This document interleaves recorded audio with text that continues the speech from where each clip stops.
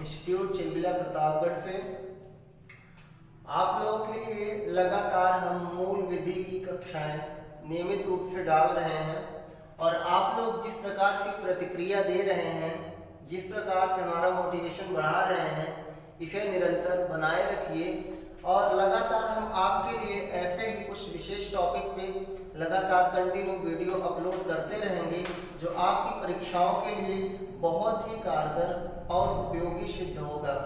जैसा कि हमने आपसे वादा किया था कि आपको मूल विधि की कक्षाएं अर्थात फंडामेंटल लॉ की कक्षाएं प्रोवाइड कराई जाएंगी।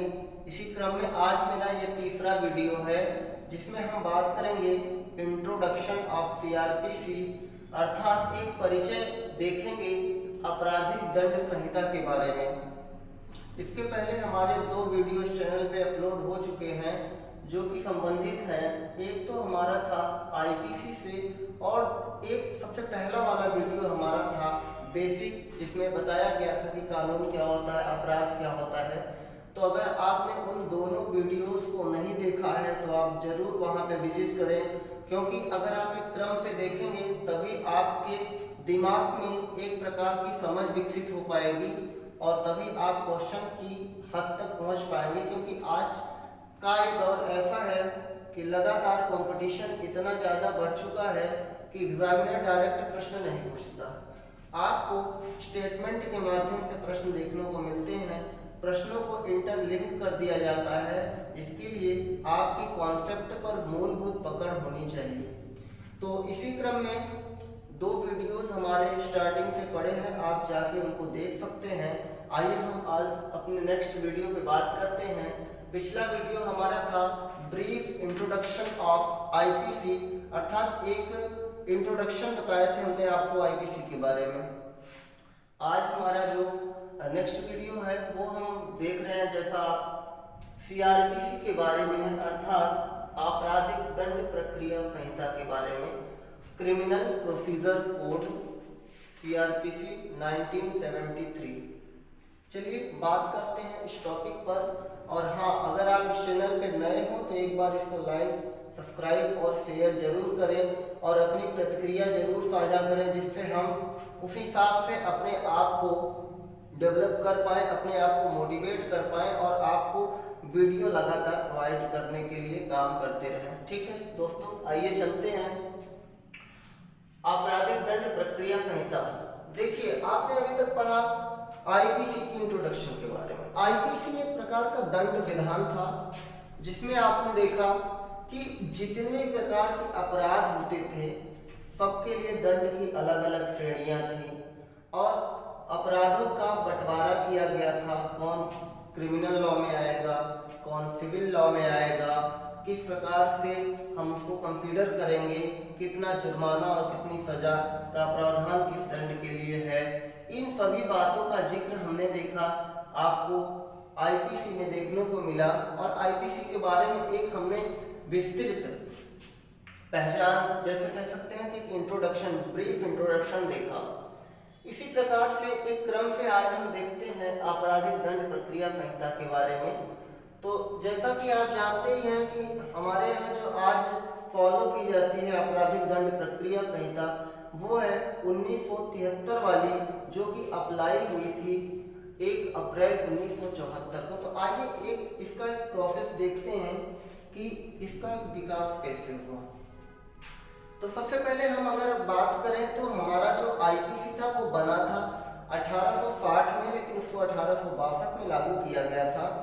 लेकिन जब उसको लागू कर दिया गया तो व्यक्ति के ऊपर जो दंड के चार्जेस लगे, जैसे किसी व्यक्ति ने मर्डर कर दिया तो उस टाइम ब्रिटिश शासन था हमारे यहाँ, मर्डर का डायरेक्ट कोई समझौता नहीं, डायरेक्ट फांसी दी जाती थी, उम्र कैद की सजा दी जाती थी। आपने देखा होगा हमारे स्वतंत्रता सेनानियों को, जैसे भगत सिंह हो गए, बटुकेश्वर दत्त हो गए, राम प्रसाद बिस्मिल हो गए, कोई भी अपराध पर उन्हें डायरेक्ट फांसी पर चढ़ा दिया जाता था। लेकिन जब इसका लगातार विरोध होने लगा तो दंड प्रक्रिया को और भी लचीला बनाने का प्रयास किया जाने लगा। उसके लिए ब्रिटिश संसद में भी और लोगों की सहमति से भी, जो हमारे बहुत ही शिक्षित वर्ग से बिलोंग करने वाले जैसे फिरोज शाह मेहता हो गए, दादा भाई नौरोजी हो गए, डब्ल्यू सी बनर्जी हो गए, इन लोगों के प्रयासों से एक दंड प्रक्रिया बनाने की बात कही गई ब्रिटिश संसद में। और ब्रिटिश संसद में जब दंड प्रक्रिया बनाने की बात कही गई तो इसका काम जो है शुरू तो दंड संहिता के बाद ही हो गया था, लेकिन पहली बार जो दंड प्रक्रिया हमको देखने को मिली वो मिली 1882 में। तो आइए देखते हैं कि अपराध हो जाने पर अपराधी को सजा दिलाने तक, देखिए अपराध हो जाने के बाद सारे की सारी जो प्रोसेस कंसीडर की जाएगी यहाँ आफ्टर क्राइम होगा।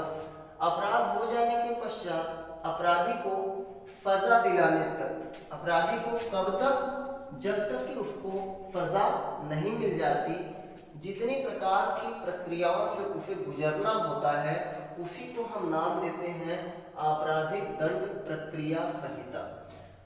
तो इस प्रक्रिया को कौन कंडक्ट करता है, कौन करता है, प्रक्रिया को कौन पूरा करता है? तो देखिए दंड की प्रक्रिया के लिए दो अथॉरिटी जिम्मेदार होती है हमारे यहाँ।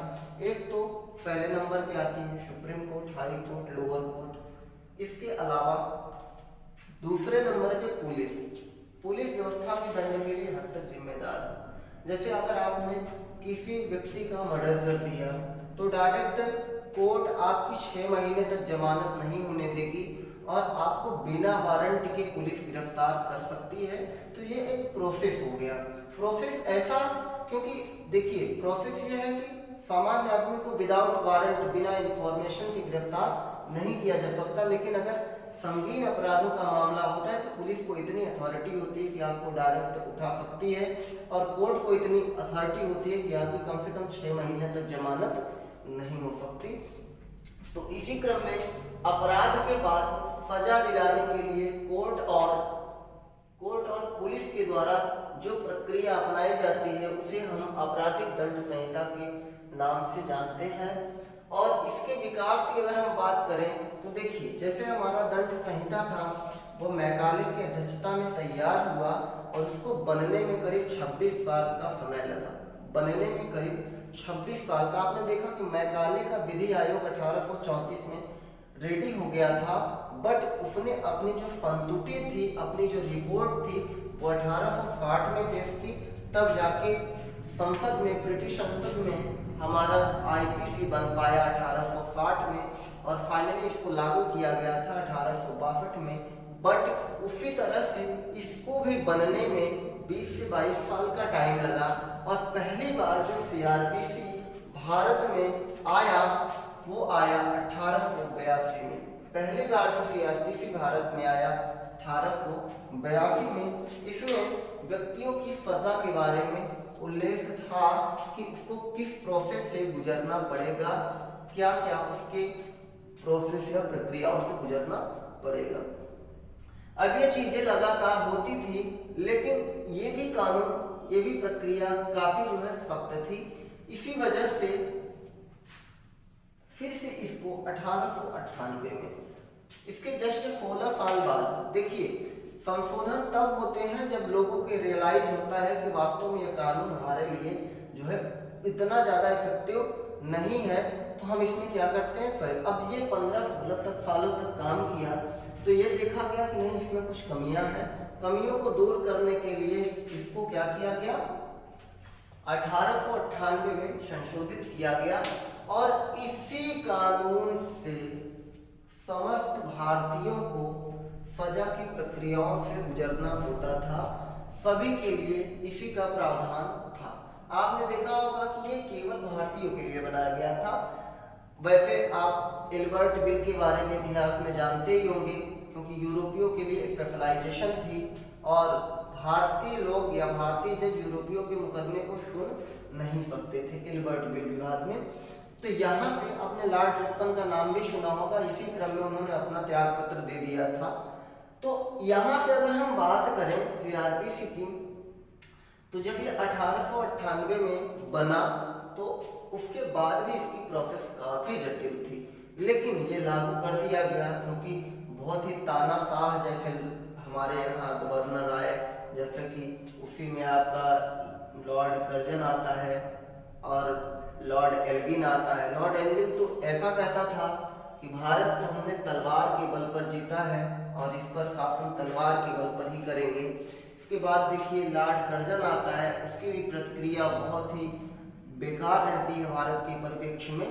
तो ये काफी अभी भी स्ट्रिक्ट था, लेकिन फिर भी ये भारत में लागू किया गया और यही कानून भारत की आज़ादी तक चलता रहा। भारत की आज़ादी तक चलता रहा। अब भाई भारत की आज़ादी के बाद सबसे जरूरी था भारत का संविधान बनाना, क्योंकि संविधान बनने के बाद ही हमारे संसद का गठन होगा। संसद के गठन होने के बाद भी हमारे अलग अलग प्रकार के कानून हमारे द्वारा बनाए जाएंगे, संसद के द्वारा बनाए जाएंगे, अर्थात भारतीयों के द्वारा बनाए जाएंगे। तो 1898 का जो सीआरपीसी था वो लागू रहा आज़ादी तक। आज़ादी के बाद 1958 में विधि आयोग जो गठित किया गया था, उसने अपनी 14वीं रिपोर्ट, कौन सी रिपोर्ट, 14वीं, यहाँ पे आपका प्रश्न बन सकता है। तो 14वीं रिपोर्ट जब विधि आयोग की आई तो तब भारतीयों की संसद भी 1951 में बन चुकी थी और ये देखा कि नहीं अब इसमें कुछ आवश्यक रूप से सुधार करना चाहिए। तो सुधार करने के क्रम में काफी लोग इसमें लग गए और काफी लोग जब इसमें लगे तो ये देखा कि 1958 जब इसकी रिपोर्ट आई तो इन्होंने कहा कि अब इस संबंध में एक हमको कानून लाया जाना चाहिए संसद में। तो ये लगातार इसकी रिपोर्ट आती रही और 1969 में भी एक रिपोर्ट आई जो कि 43वीं रिपोर्ट थी। अब यहाँ पे क्या हुआ कि 1969 में एक संयुक्त अधिवेशन बुलाया गया, संसद में संयुक्त अधिवेशन बुलाया गया। आपको जानकारी होगी 1969 में इंदिरा गांधी की सरकार थी और नीलम संजीव रेड्डी हमारे जो है क्या कहते हैं राष्ट्रपति हुआ करते थे। तो उस टाइम पे ये आपका संयुक्त अधिवेशन बुलाया गया। संयुक्त अधिवेशन कौन बुलाता है, तो आपको पता होगा राष्ट्रपति क्या करता है, संयुक्त अधिवेशन क्या करता है, बुलाता है। तो संयुक्त अधिवेशन जब बुलाया गया तो उसमें दंड प्रक्रिया बिल, कौन सा बिल, सीआरपीसी बिल लाया गया और 1973 में जब ये बिल लाया गया, देखिए पहले आता है आपका प्रस्ताव पे जब एक सदन अप्रूवल प्रोवाइड कर देता है तो उसको हम बिल के रूप में कंसीडर करते हैं। तो ये जो बिल आया और बिल कब बनता है, जब किसी एक सदन में पारित हो जाता है, चाहे वो लोकसभा में हो चाहे राज्यसभा में हो, ऐसा जरूरी नहीं है। केवल धन विधेयक को अगर हटा दिया जाए तो इक्वल इम्पोर्टेंस होता है दोनों सदनों का, राज्यसभा और लोकसभा का। तो यहाँ पे 1969 में दंड प्रक्रिया बिल लाया गया और इसको पारित कर दिया गया और इस क्रम में एक हमारे लिए आपराधिक प्रक्रिया संहिता का निर्माण शुरू हो गया और निर्माण शुरू होने के पश्चात 3-4 साल लगे इसको बनने में। तो फिलहाल 1973 में ये बनकर तैयार हुआ। 1900 में इसका निर्माण, 1973 में इसका निर्माण पूरा हुआ। आपको पता ही होगा क्योंकि किसी चीज को बनाने में टाइम लगता है, जैसे मान लीजिए संविधान का निर्माण बनने में भी 2 साल 11 माह 18 दिन अर्थात लगभग 3 साल का टाइम लग गया था। उसी वजह से बनने के बाद भी उसको एक स्पेशल डे पे जो है लागू किया गया। तो उसी क्रम में इसको भी 3 से 4 साल लगे क्योंकि एक छोटी मोटी चीज तो थी नहीं। तो 1973 में जब दंड प्रक्रिया संहिता का निर्माण पूरा हुआ तो 1 अप्रैल, आपको पता ही होगा हमारा जो फाइनेंशियल ईयर या सेशन शुरू होता था वो 1 अप्रैल से शुरू होता था और 31 मार्च को खत्म होता था। तो 1 अप्रैल 1974 को इसे संपूर्ण भारत में इसका एक अपवाद था, जम्मू कश्मीर में लागू कर दिया गया था। अपवाद क्यों था, क्योंकि भाई संविधान बनने के बाद सीआरपीसी का गठन हुआ और संविधान में ही स्पेशलाइजेशन दे दी गई थी जम्मू कश्मीर को और वहाँ पे स्पेशल पावर होने के कारण वहाँ पे भारत का कोई भी कानून लागू नहीं होता था। इनफैक्ट चाहे आईपीसी की बात करें, चाहे सीआरपीसी की बात करें, चाहे आप सेल्फ ऑफ गुड एक्ट की बात करें, या फिर इंडियन कॉन्ट्रैक्ट एक्ट 1872 की बात करें, आरटीआई एक्ट की बात करें, या सिटीजनशिप एक्ट 1955 की बात करें, किसी भी प्रकार का अधिनियम वहां पे लागू नहीं होता था। लेकिन 2019 में जब जम्मू कश्मीर का पुनर्गठन किया गया, तो उसकी स्पेशलाइजेशन अर्थात आर्टिकल नंबर 370A और 370B को एवाइलेट या कर दिया गया, या हटा दिया गया, या निरसित कर दिया गया कह सकते हैं आप। तो उसके वजह से जो भारत के संसद द्वारा बनाए गए कानून थे वो ऑटोमेटिकली संपूर्ण भारत पे लागू हो गए। तो 2019 में जम्मू कश्मीर के पुनर्गठन से दो केंद्र शासित प्रदेशों में ये बटा और वहां पे भी इसको लागू कर दिया गया। और लास्ट में अगर हम अपने 1974 में जब इसको 1 अप्रैल 1974 को लागू किया गया, तो उस टाइम पे जो इसमें देखिए सीआरपीसी है, इसमें 484 धारा है, आपको ध्यान रखना है। आईपीसी में 511 धारा है, सीआरपीसी में 484 धारा है। इसमें 12 अनुसूचियां भी हैं, जैसे संविधान में भी 12 अनुसूचियां हैं, तो आप रिलेट करके इसको पढ़ सकते हैं। इसमें भी 12 अनुसूचियां हैं। पार्ट 37 अध्याय है इसमें, क्यों? क्योंकि भाई दंड प्रक्रिया संहिता है, बहुत ज्यादा इसमें जो है अध्याय है। जैसे संविधान के भाग है, उसी प्रकार से कुल मिला के इसके 37 भाग हैं, और 37 भागों को अध्याय कहा जाता है। और यह इसके 34 फॉर्म भी हैं। 34 फॉर्म का मतलब जैसे आप कह सकते हैं कि संविधान में पार्टीशन किया गया कि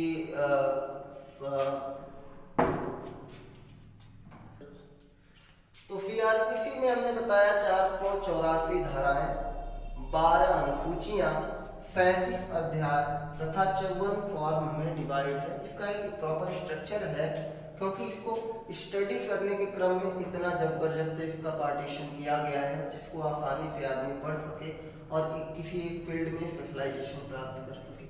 तो ठीक है, आज हमने आपको एक ब्रीफ इंट्रोडक्शन दिया सीआरपीसी के बारे में, और आईपीसी के बारे में भी ब्रीफ इंट्रोडक्शन आपको कल के वीडियो में मिल चुका है। तो आप दोनों वीडियो आप देख करके इस वीडियो को देखें, और कल से हम प्रारंभ करेंगे अपने बेहद इम्पोर्टेंट चैप्टर आईपीसी को, और आईपीसी के बारे में थोड़ा सा डिटेल जानने का प्रयास करेंगे। बस हमको बहुत थोड़ा सा डिटेल जानना है, सारी की सारी हमको 511 धाराओं पे 23 अध्यायों पे हमको पूरी चर्चा नहीं करनी है।